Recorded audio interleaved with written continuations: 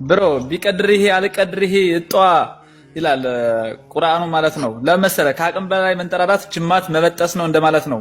አሁን ይሄ አይ ቲንክ እንትን ነው። አልገባህም አንተ አካሄዱ የቱ ጋር ነው እንደሱ የሚለው ቁርአን ቢቀድርህ ወቀድርህ እጧ። በትክክለኛው መንገድ የምትሄድ ከሆነ አንተና እኔ መወያየት እንችላለን። የቱ ጋር ነው ቢቀድርህ ወቀድርህ እጧ የሚለው ቁርአን ላይ?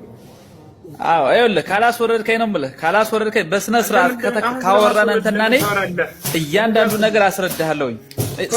ስላንተ ስለራሱ ማለት ነው። እያንዳንዱ ነገር ማስረጃ ጠየቀኝ አይደለ? የቱ ጋር ነው አንቺ አስተምርሃለሁ ስለራስህ ማለት ነው።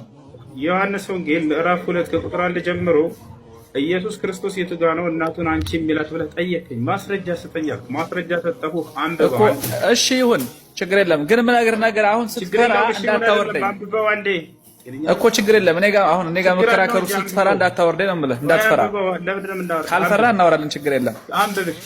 አም ዲፌንስ ዮሐንስ ወንጌል ምዕራፍ 2 ከቁጥር 1 ጀምረህ አንብበው። እኔ ማስረጃ አምጣ ስላልከኝ ሰጠህ። አንብበው። ጥያቄ እኮ አንተ መልስ አልሰጠኝም። 24 ሰዓት አለፈ። ሰጠሁ። የቱ ጋር ነው አንቺ ሴት እያለ የሚጠራው? ማስረጃ አለው ወይ አልከኝ። መልስ ሰጠሁ። ዮሐንስ ወንጌል ምዕራፍ 2 ከቁጥር 1 ጀምረህ አንብበው። አረ ኖርማል፣ ይሄ ምንም የለም። የትኛው ቁጥር ነው? የትኛው አንቀጽ ላይ ነው? ማስረጃ ሰጠሁ እኮ ጤነኛ አይደለም። ስንተኛው ምዕራፍ ላይ ነው የተገለጸ? ይሄ ወንድም ይሄ ያንተ አባባል ነው እንጂ የለም አለ ማስረጃ። ይኸው ዮሐንስ ወንጌል ምዕራፍ 2 ከቁጥር 1 ጀምረህ አንብበው። ቢቀድርህ ወቀድርህ እጧ ቢቀድርህ ወቀድርህ እጧ ይላል ቁርአን አለ። እሺ ለማንኛውም መልሳችሁ አስገዛልኝ።